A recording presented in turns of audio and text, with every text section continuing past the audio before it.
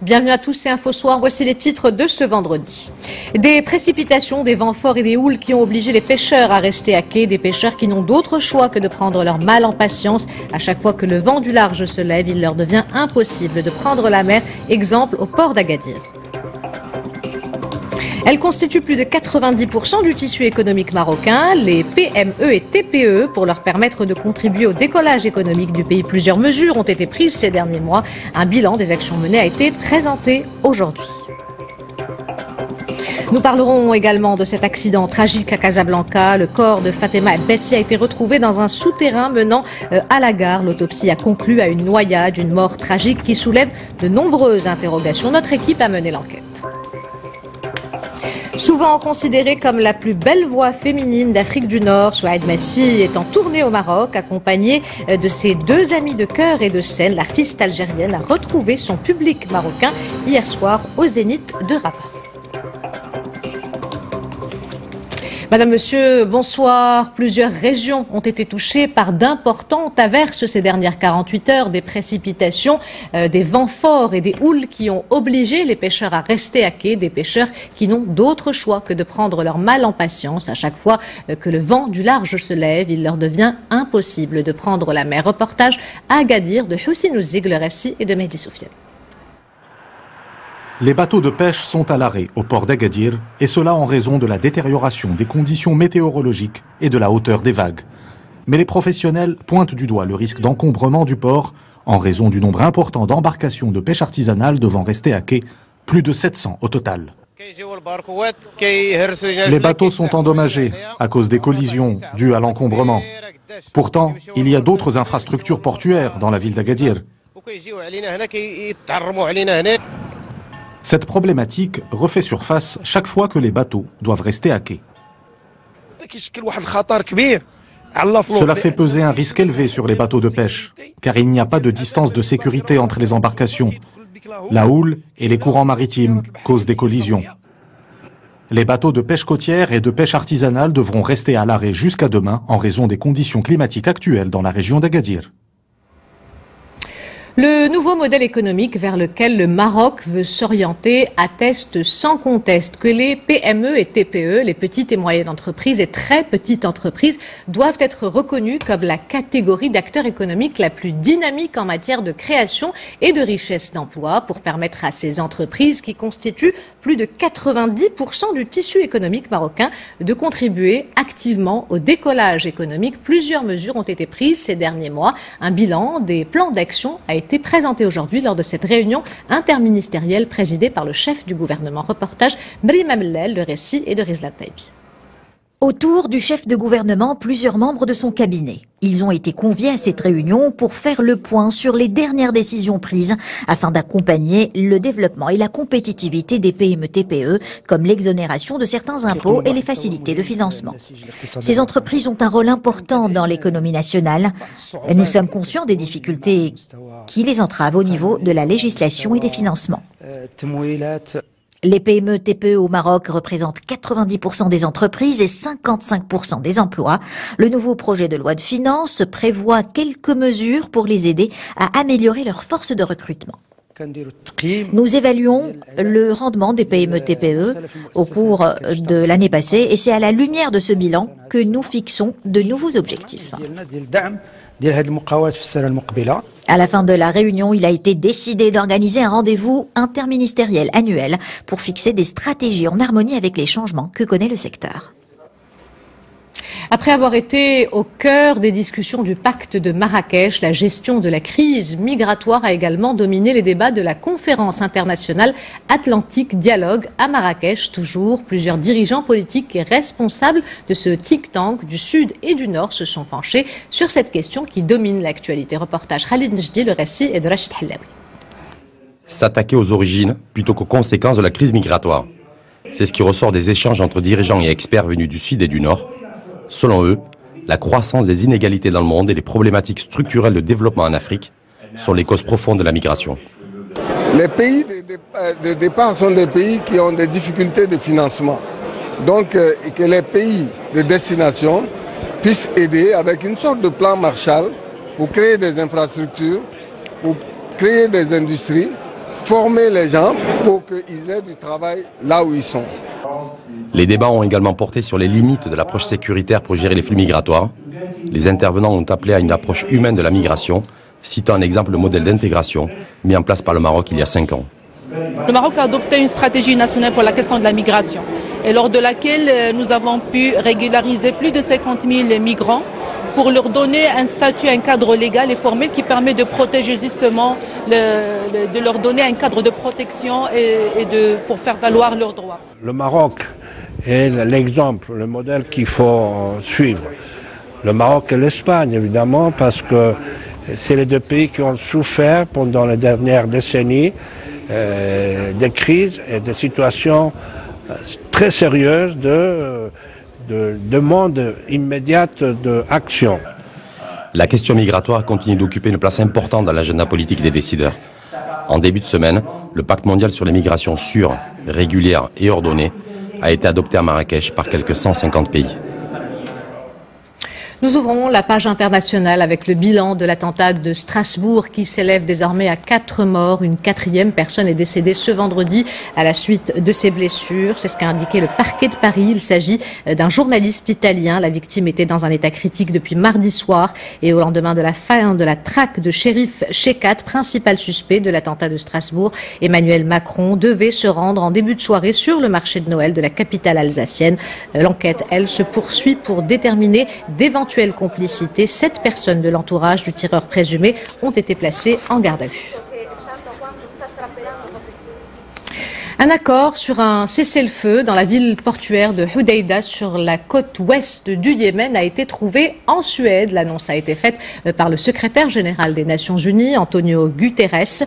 L'accord prévoit un retrait des forces gouvernementales et rebelles de la ville et du port contrôlés par les Houthis. Ce retrait interviendra dans les prochains jours selon l'envoyé spécial du secrétaire général de l'ONU pour le Yémen.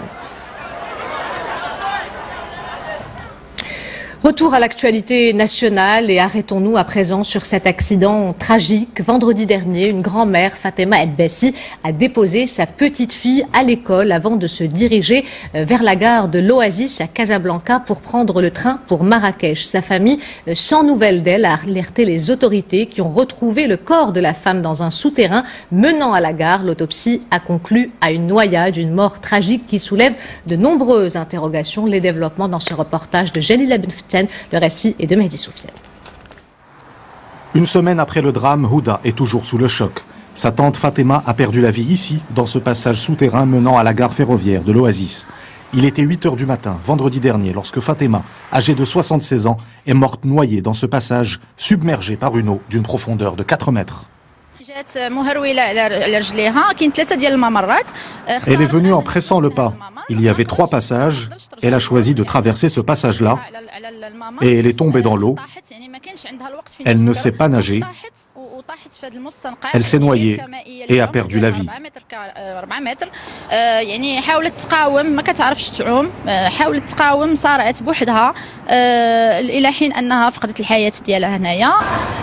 Fatema se dirigeait vers la gare de l'Oasis car elle devait se rendre à Marrakech. Son corps a été retrouvé le lendemain de la noyade. Le drame a eu lieu alors qu'il ne faisait pas encore jour.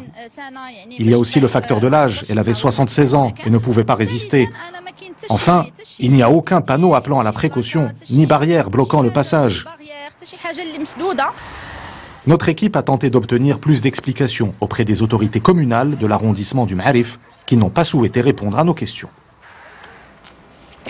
Délogées, plusieurs familles se retrouvent dans la rue en plein hiver près de Marrakech suite à une décision de justice au profit d'un projet urbain. Plusieurs familles ont été obligées d'évacuer les terres qu'elles occupent depuis plus de 50 ans pour certaines familles. Les habitants qui ont créé une association crient à l'injustice. De son côté, le groupe Alliance, qui est le promoteur immobilier de ce projet, n'a pas souhaité répondre à nos nombreuses sollicitations. C'est un reportage de Izza Sharqi, Lahsen Houben, Mohamed Chihima, le récit est de Brahim Salek. Nous sommes à Douar 8 Ichou, dans la nouvelle ville de Choueter, à une quinzaine de kilomètres de Marrakech. Mohamed erre au milieu de ce champ de ruines. Il y a 2 semaines à peine, cet homme vivait ici paisiblement avec sa famille depuis plusieurs générations. Les souvenirs d'une vie ensevelie sous les décombres suite à une décision d'évacuation au profit d'un projet urbain. Les habitants n'ont pas accepté les termes de l'indemnisation du promoteur immobilier Alliance Darna. Ils nous ont proposé de nous reloger près du fleuve, nous avons refusé, car c'est une zone à risque. Ils ont démoli nos maisons et nous ont mis à la rue avec nos enfants. Et on essaie tant bien que mal de se réchauffer, il fait très froid ici. Selon les habitants, cette localité est depuis un mois le théâtre d'une large opération de démolition et de délogement. Plus de 30 familles ont été sommées de quitter leur domicile et leurs habitations ont été démolies sous leurs yeux. Malgré plusieurs sollicitations de notre part, le groupe Alliance Darna n'a pas voulu s'exprimer. La commune rurale de Sidi Abdellah, à laquelle est affilié le Douar, assure quant à elle n'avoir aucun lien avec cette vague de délogement. La commune n'a jamais demandé l'expulsion des habitants et n'est pas partie prenante de ce litige qui oppose ce promoteur immobilier aux habitants. Un sentiment d'injustice exacerbé par la vague de froid que connaît actuellement la région. Aujourd'hui, les habitants ont trouvé refuge chez des voisins, de la famille ou des bienfaiteurs. Une solution provisoire, en attendant une meilleure indemnisation. Près de 15%, c'est la croissance qu'a connue le marché de la vidéosurveillance au Maroc. Cela équivaut à 4 milliards de dirhams de chiffre d'affaires annuel. Ce marché est en pleine expansion. Les caméras sont aujourd'hui partout, considérées comme dissuasives. Elles sont devenues un véritable outil de traque. Reportage Abdel Fattah Moumen, le récit de Izza Sharqi, Ibrahim Salek. Cette supérette, qui ne fait pas plus de 100 mètres carrés, dispose au total de 24 caméras de surveillance. Installées dans les moindres recoins du commerce, ces caméras servent, selon le propriétaire, à protéger ses employés et sa marchandise. Quand nous voulons porter plainte, on nous demande si nous disposons de caméras, des fois même équipées de micros. Les caméras de surveillance ont également investi les quartiers résidentiels. Les abords des maisons sont surveillés par leurs propriétaires, souvent à distance, par le biais d'un téléphone connecté à la caméra grâce à une simple adresse IP. Je peux surveiller mon domicile à partir de mon téléphone, surtout quand je suis en voyage. La Commission nationale de contrôle de protection des données à caractère personnel est l'entité habilitée à gérer les plaintes d'atteinte à la vie privée. Elle représente 17% de l'ensemble des réclamations. Les sanctions comprennent des amendes allant jusqu'à 300 000 dirhams et une période d'emprisonnement allant jusqu'à 2 ans. Selon la loi, les caméras peuvent être installées aux endroits permettant de garantir la sécurité des biens ou des personnes à condition de ne pas porter atteinte à la vie privée. La durée de conservation des images ne doit pas dépasser 3 mois. La solidarité, il en sera longuement question ce samedi à partir de 21h en direct sur 2M et 2M Monde lors du SIDAction animé par Choumicha et Wadi Dada. La soirée sera ponctuée de reportages, de témoignages de personnes vivant avec le VIH, d'interventions de spécialistes. Elle sera également marquée par la présence de nombreux artistes et vedettes nationales et internationales qui ont répondu à l'appel de la LCS. L'enjeu de ce SIDAction est bien sûr de recueillir un maximum de dons pour aider les malades et renforcer la prévention. Reportage Nadia Ouhta, le récit est de Rizlan Taibi.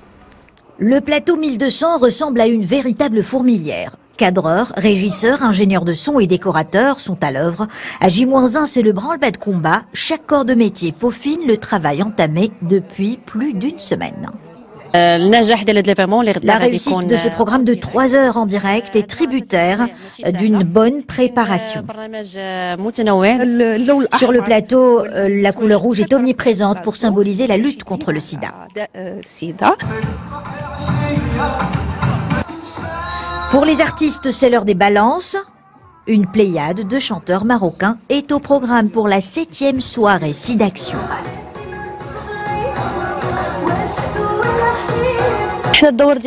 Notre rôle est de sensibiliser les Marocains au sida et d'essayer de dissiper les préjugés sur cette maladie.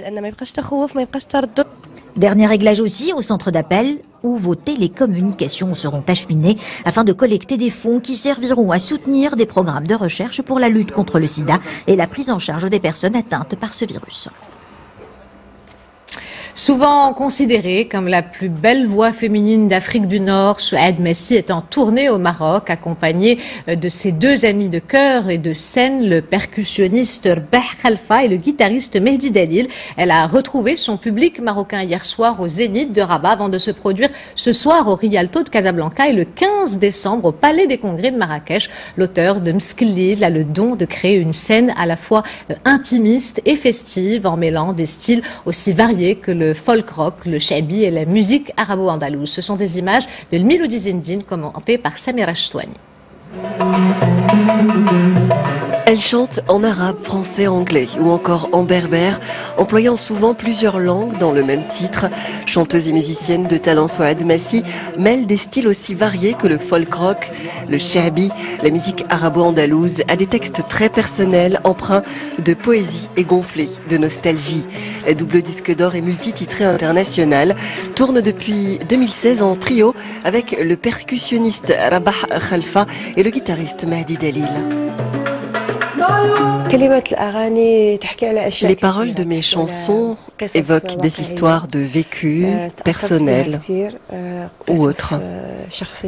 Elles évoquent également la femme, l'amour et la paix. Après plusieurs albums et une multitude de concerts à travers le monde, elle assure en ce moment une tournée au Maroc pour jouer ses œuvres qui résonnent aussi en écho à l'actualité qui l'entoure. Je l'ai déjà vue en concert en Tunisie et c'est aujourd'hui la deuxième fois que je la vois en concert. Ici au Maroc, les chansons de Souad sont touchantes. Il va directement au cœur. La présence de nombreuses personnes dans ce public prouve la popularité de l'artiste.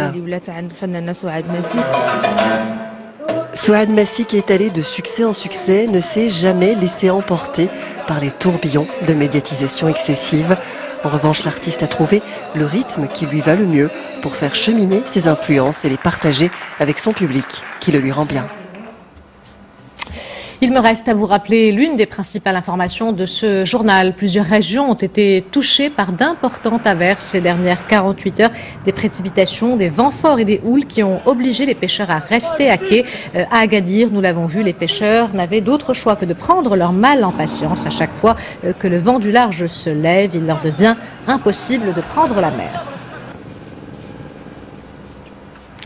Avant de nous quitter, vous remercier pour votre fidélité à nos différents rendez-vous d'information en audience cumulée. Vous étiez hier très précisément 31 155 000 à suivre l'un de nos rendez-vous d'information, dont plus de 12 millions pour nos journaux télévisés et pour InfoSoir, près de 4 millions de téléspectateurs. Encore une fois, merci pour votre fidélité. C'est la fin de cette édition. L'information se poursuit sur notre site 2M.ma et sur l'application My2M. Le prochain journal El Messaïa vous sera présenté par Hicham Gharfaoui. Quant à moi, j'aurai le plaisir de vous retrouver demain à 20h15. En attendant, portez-vous bien et excellente soirée à tous.